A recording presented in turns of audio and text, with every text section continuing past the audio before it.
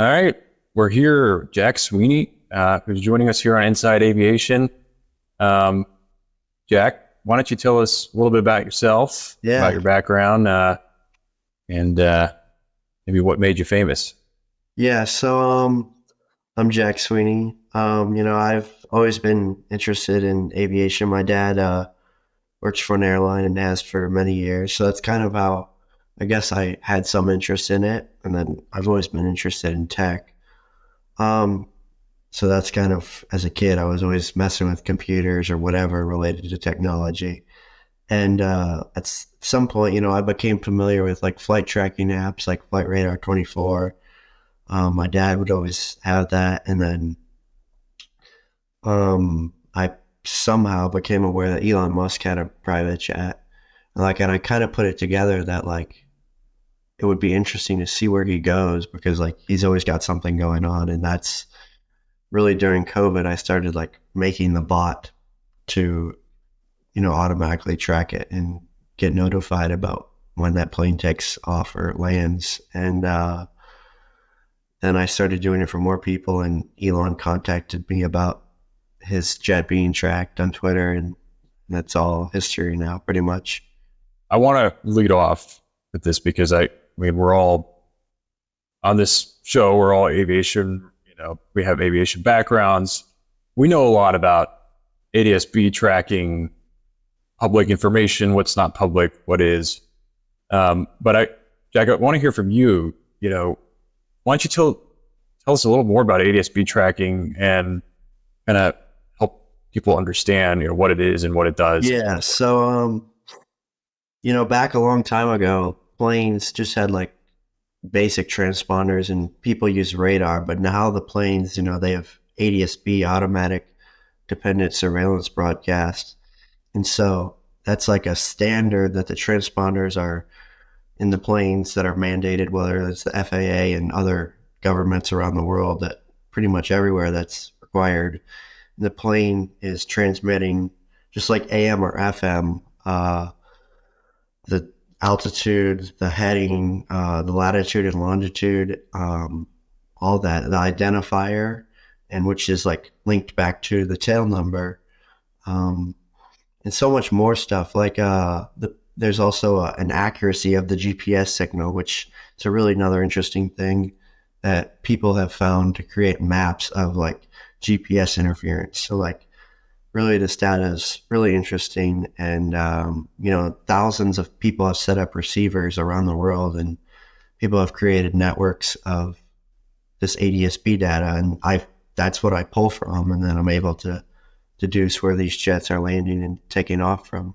Can you explain like why like people on Flight Radar 24 and FlightAware aren't able to track, some of these block tail numbers, but you and other people can, grab the tail number and all that?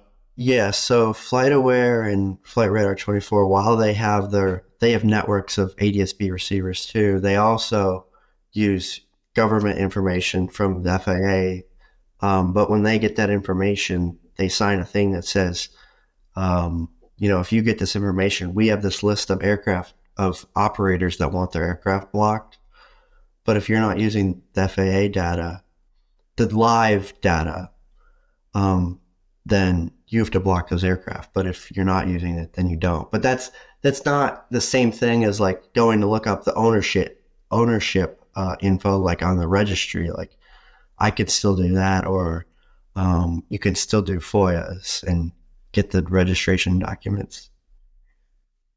Yeah. No. That's so a quick, just nerdy question. This network is pretty global then, because like, with your recent, tracking of Taylor, you were able to do it all, from Japan all the way here. Well, so yeah, the individual ADS-B networks, they all have like their own different coverage. I mean, like even ADS-B exchange is not perfect. Like you'll see they have requests out for various airports. But with her recent trip, that was her charter jet with VistaJet, and that's not even a blocked plane. So like, Yeah, I mean they put that call sign, that was a wild. Yeah, not only was it not blocked, but didn't Vista tell you that it was the one? So like people were sending me information, and that Flight Radar 24 thing where they put that the the football era on that charter jet. That's not even a call sign. Like someone manually modified the system, the tracking system, to like put that on there. Like that's not even like the plane put that out, but like that requires some work to do. Yeah, I was telling Ryan that day when we saw that it was like the football era and the backup quarterback was the other jet. Yeah. I was like, dude, VistaJet had to have taken like a haircut to be able to like advertise this.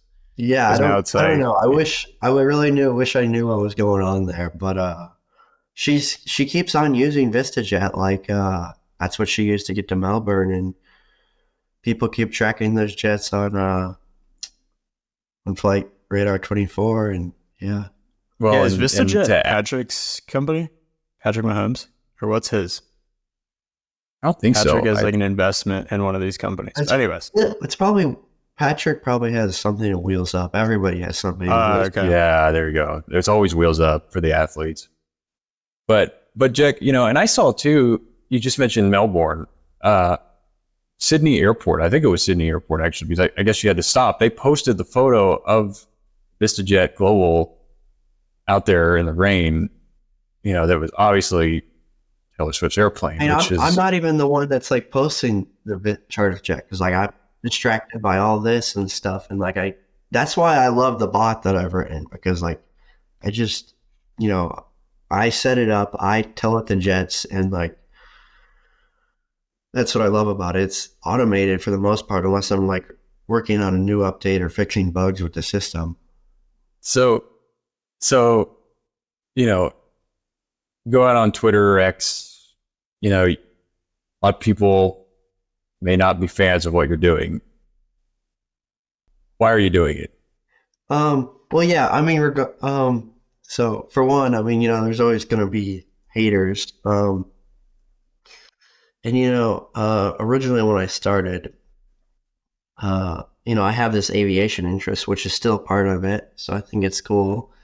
And there's like that newsworthy part of it. I mean, everybody's interested in where she is.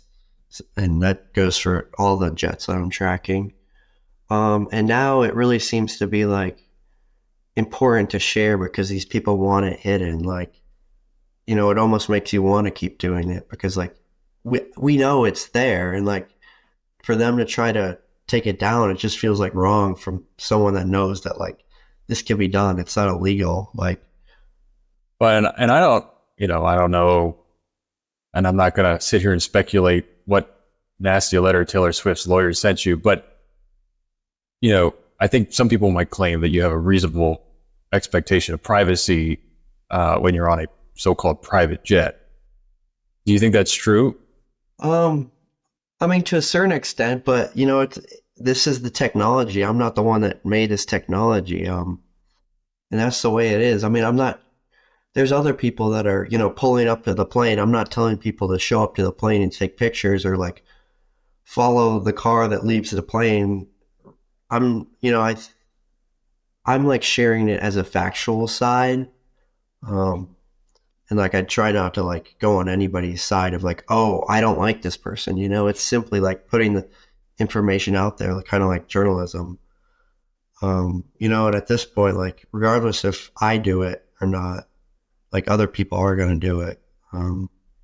Yeah, so that's what I was going to ask is like, has anybody reached out for you to like build a bot to track a certain jet, or or even like environmental organizations going like, hey, we need to like expose the use of these jets for these companies, these people, etc.? Not. I mean, there's Riley Chase who runs this guy runs this company, Hostify, which hosts like Ubiquity software. We set up a bot for the Ubiquity CEO for his jet. So that was kind of interesting. And then there's someone who's like a son of like another guy that has a private jet, and I set up a bot for him because like apparently after the grandfather died, none of the family gets to use the jet, and he wanted to know where his father's jet was going, and it's on the blocked list. And so I helped him with that. Yeah. So I mean, that's really like one of the reasons why I want to set up like more of a website where I can do notifications, because like I think that's really something that I do well is like, there's all this unblocked stuff, but people want to be notified. We can't be sitting on the computer watching this website all day. Yeah. And you can't be relying on like, Twitter posts or X posts, because eventually, Yeah. who knows what'll happen there.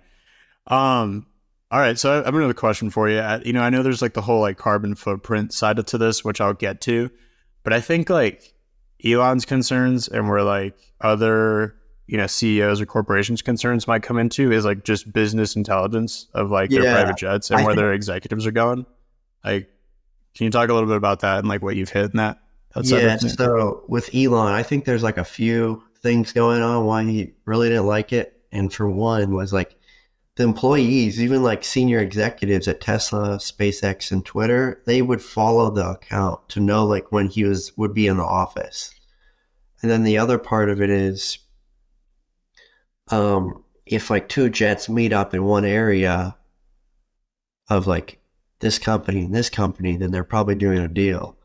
I think a good example of that is, well, people already knew this was happening, but Elon's jet, Tesla, they flew to Reno, Nevada, and they had like a couple hours later, they had an event with Pepsi, and who they were announcing was this, using the Tesla semis, and they had the order. And Pepsi, I think Pepsi jets also flew in there too, private jets. So that's that. Just thinking like from a monetization point of view, you can sell this like as a product to like companies. Yeah, totally. I've heard that it's interesting.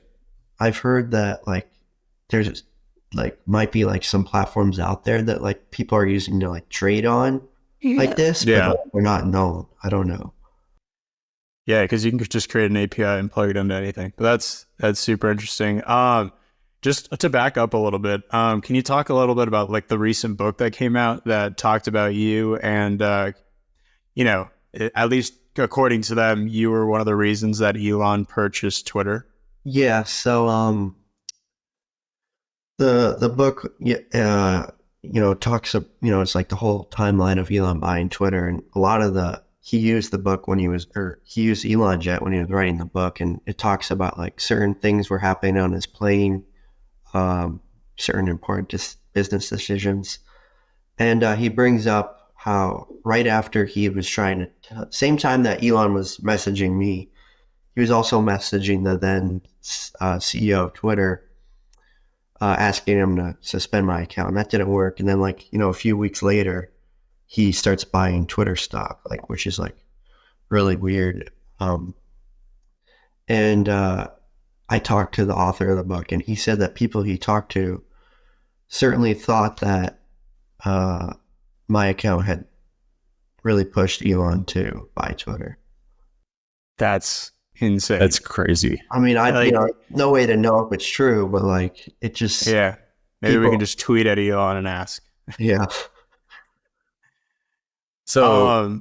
go ahead, Ryan. Oh, no, I was just going to, go off the Elon thing. A couple of weeks ago, right before the Super Bowl, I think he called you a, quote, awful human being. Those are his words on Twitter. I'm sure you saw that post. How does that sort of make you feel, Jack? I mean, it's kind of crazy because I still think he does good stuff with Tesla and SpaceX, but obviously I don't like that. I mean, I guess, well, first off, he didn't like it in the first place. And then it's all over the internet now. So obviously he's not going to like it. Has he offered anything to you to be like, hey, just don't track me? When he was when he first contacted me, it was a month of messaging, a message a week maybe. And then he was like, how about 5,000 for the account? And then I asked for 50 because 5,000 is really nothing. It is a good amount of money, but for what the stakes are at, I don't think it was worth to take it down for that. Especially when he bought something for $44 billion. Cool. So, going off of just Twitter quotes again, I noticed your tweet, I think it was last night, about jet lag as a choice and talking about carbon emissions. Is that something that you actually believe in? Like, hey, we should, tone down private jet use, or is that something you're just kind of leaning into? Like it's just like cut off private jets, which is obviously going to like create a bigger issue. Like people can't do the business they need to do, but like I don't think people should be posting pictures like really like Kim Kardashian or like talk like that when you're in a public spotlight. I don't think it's good. Like I put the emissions stuff in the landing posts, and like I try to just leave it to that because like I feel like people don't really like respect like people like Greta Thunberg that much because it's like just over the top, with carbon. But like when I saw that thing that she said at the Super Bowl, I was like, that's kind of like really messed up, especially like in your spotlight. Like I don't think that like someone that high up should like want people to think that like she's just someone who doesn't care.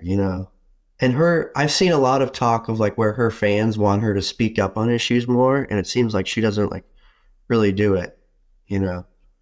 Yeah. Okay. Just to be honest, when she first said that, I was like, that's awesome. Just from an aviation point of view, I'm like, Oh yeah, yeah, that's yeah. cool. But I mean, I know where you're coming from it seems with like cool, carbon but like, stuff. it doesn't seem like the responsible thing to do. You Yeah. know? No, I know where you're coming from with all that. So my question to you, like a follow up to that is like, so Taylor and like, Kim Kardashian, obviously Elon, get a bunch of, criticism for their private jet use and like carbon footprint. But at the same time, there's like, companies like John Deere, Sands Corporation in Vegas, MGM International, who have like these fleets of like Yeah, G550s, G4s, a yeah. 747 for Sands Corp, and they're Mhm. flying them daily. Yeah, And like like, it's like they're getting away with it, and these guys are taking the brunt of it. yeah, and even like Drake, uh, Yeah, it's 767. Yeah. Well, and that's like really kind of messed up. It's different with like Mark Cuban with the 757 because he doesn't fly that around. I don't know what's going on with Drake's, but like Mark Cuban's is for the football team or the basketball team. Yeah, so that makes a lot more sense because they would have to charter from an airline anyways for that. So well, but then there's also like other NFL teams, or other athletic teams and Yeah, NFL teams, that team, Patriots. I think they that's still have it. They might have recently gotten rid of the 767s they had. But yeah, the Arizona Cardinals have a 7. yeah, no, I think it's just interesting that these people are getting the brunt of it when there's these yeah. corporations just like crushing, right? Like Sure. jetting. But not to get too far from that. You touched on Mark Cuban a little bit. You were tracking him for a sec, right? And Yeah, yeah. And what then happened with that? he also contacted me. The messages were kind of like weird because like he said one thing and then like I agreed to like stop. Um, and like he kind of changed what he was gonna do. Like he said he would like tweet about it, and he said that he's glad I stopped. But then like he didn't really do that. I've gotten Mavs tickets from him. But Least he can do, right? yeah. Wow. And he said like by ending this you'll have me as your friend for life. But like I'm not gonna stop it's like kind of crazy because you would think that like Elon or Mark Cuban would be the person to send a letter like that, not Taylor Swift. Like it makes you almost want to not, it makes someone who comes like at a nicer aspect like Mark Cuban, like um it makes you want to stop more than someone who sends a letter like that. Yeah, Yeah. I thought, from my point of view, the Taylor thing was weird just because, we've seen how Elon's hit like an impasse like legally with all this. Yeah. So I guess to round it out is where are you, as much as you can talk to us about it, with any legal issues with Elon or Taylor? There's like nothing basically. Like it's just like a letter. That's Yeah. it. Yeah. Yeah, I think that cost her more in PR than anything and put more attention on it than anything. Yeah. Yeah. Elon said he would, him taking legal action against Sweeney or whatever. Um, and like companies like ADSB Exchange, they just don't put it in the spotlight. have received, hundreds of cease and desists even before I started doing this. Like Bernard Arnold, he sent like 2 cease and desists to ADSB Exchange. Then famously he sold his private jet because someone else started tracking him like I did on Twitter. Yeah. But and then there's an ADSB exchange. You can track a variety of military aircraft as well that Yeah. might be considered sensitive by the U.S. government. Yeah, there was some representative that talked to one of the military magazines, and they were like, they didn't like it actually, but like it's crazy because they're allowed to turn it off, really. Yeah, they can. That's what I was about to say. It's usually when they have it on, it's because they want people to see. So Yeah. that's interesting. So quick question: if you had to give someone a tip to avoid getting tracked, like me, I'm gonna go buy a jet, and I don't want to get tracked by Jack Sweeney. What steps could I take to do that? Okay, so obviously you put it on the FAA LADD list. Honestly, that might be enough, but like you can also get PIA and then a third party call sign, but like you start to inconvenience your like maintenance operations and stuff with that because installing that is like not it's painful.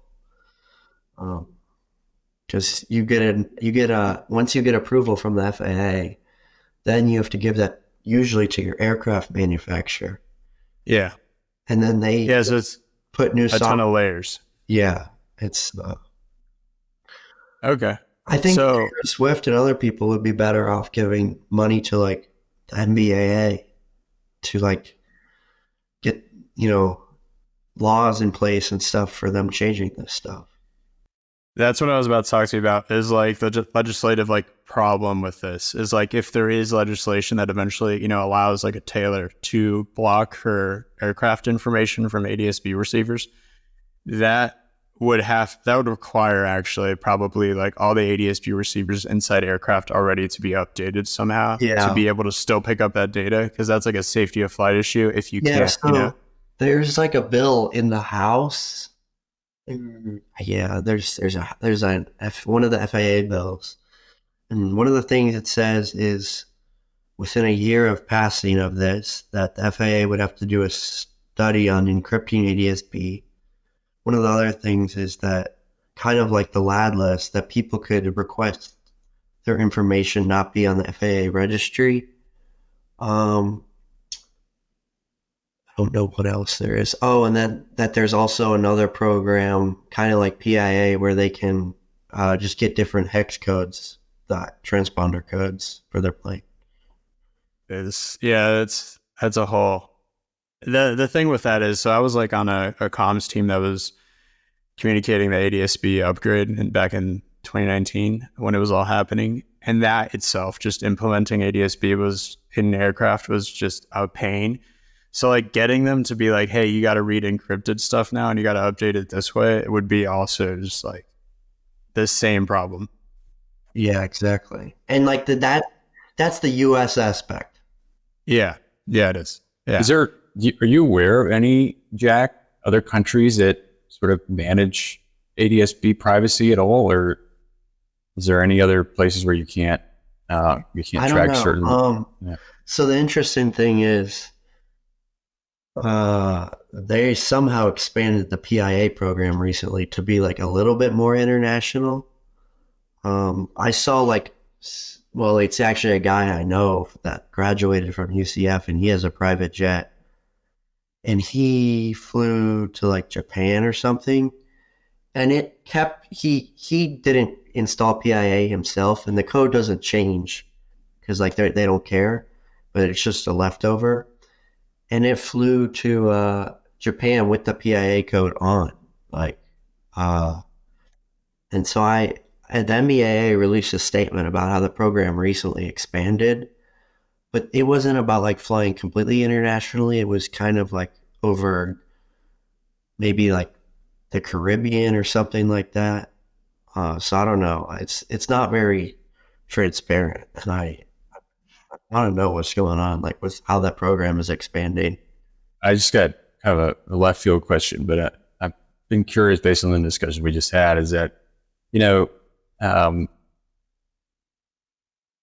to kind of send a cease and desist notice, you got to have some basic legal ground to do it. You got to find something that claims that, you know, the person's being damaged, right? Not a lawyer, not a legal expert, but, you know, read a few of this here and there that I'm sure there's got to be something. So what are these, you know, from a legal standpoint, what are they claiming? Are they claiming that you're violating their reasonable right of privacy? I mean, they just tried to like cite, there's somewhere where it's like they're citing like California like stalking laws or something, but like in that law, and the thing is like I'm in Florida anyway, so like you would have to, it's crazy. But in there, for every statement, there's an exception for newsworthy information too. So like that's kind of crazy. Got it. Got it. Yeah, I was looking over the letter a little bit earlier. Yeah, and you know, there's you don't even need me to say this because there's tons of people other commenting it. Like, you wouldn't send it, you know, state like more legal stuff than like other people's Instagram comments. Like that's kind of crazy for them to do that. Yeah. Well, I have one more question for you, and Ryan might have another. But what's the end game of all this, or like what's your plan with this? And I swear that wasn't a Taylor Swift lyric riff. It just came out. Man. I'm sorry. I was trying not to do that the whole time. Honestly, I really would like to do that website. It just dealing with social media, especially when your accounts get suspended, and the fact that, you know, you can't have an account for every jet you're tracking is like not the best. But I mean, yeah, I just want to like stick to aviation and software development because that's what I'm interested in. That's awesome. Yeah. Well, yeah, keep us updated on that. We'd love to talk about the website as you get that going. Yeah. And then Ryan, because on the feeder, on the data side, like, I mean, I have my alternative to ADSB exchange, which is like not as huge. I mean, you know, there's a lot of alternatives now, but like in the last like month or two, I've gained like maybe like 100 to 200 people sending in data, which is like crazy. It's like, it's kind of like satisfying to see like all the data coming in and like. So yeah, that's awesome. Well, actually, you kind of took my last question, but I'll ask it differently. Is how many followers have you gained since the Super Bowl on Twitter, if you had to guess? It's probably like at least 15,000, I would guess. Like, yeah, like, cause that's my new account. Like my original Twitter account before it got suspended was like 150,000. Yeah. And then the original Elon Jet account was like 450,000, I think, you know? Yeah. And those got suspended by Yeah. I mean, once Elon bought it, or? I had like 30 Twitter accounts probably. Let me pull up the list real quick. Cause like they weren't even all tracking people, or personal jets. I mean, so like some of the other ones I had were like the NASA aircraft, which I actually brought back recently. And then weather planes like the Hurricane Hunters and stuff like that. The firefighting ones, which is actually like one of the least working accounts because those firefighting planes fly in like rural areas, so the coverage for ADSB is not very good. But yeah. I mean, I haven't got anywhere near setting up accounts like that because it's just like too much work to. What are some other ones that you want to set up? Do you have any other ideas that you're curious about? I also had experimental planes, transport planes, and then the Virgin ones like Virgin Galactic, Virgin Orbit. Dude, that like just thinking from our side, that would also be really good for our editorial team to track like Piper's new plane testing right now. Like, yeah, exactly. But that's like a whole like use case for it. Yeah, that's what I had on the experimental, like the 777X, all the 10 cool. Gulf streams. Yeah, that's cool. Yeah. There's a lot of movement, you know, on the Boeing side of that too. It we'll kind of see where they are in their testing process. That's agree. It's a whole thing we can get into in a whole episode of Oh, building yeah. tracking. Well, Jack, this was like really cool, and we just wanted to talk to you from an aviation point of view, and I think this helped answer some questions I had about the whole thing. Yeah, it's Yeah, it's same here. enjoyable when it's aviation people because you're able to like understand more between each other with how it goes Yeah. on. Cool. Well, I'm sure we'll have you on again. But Thank thanks. you for having me.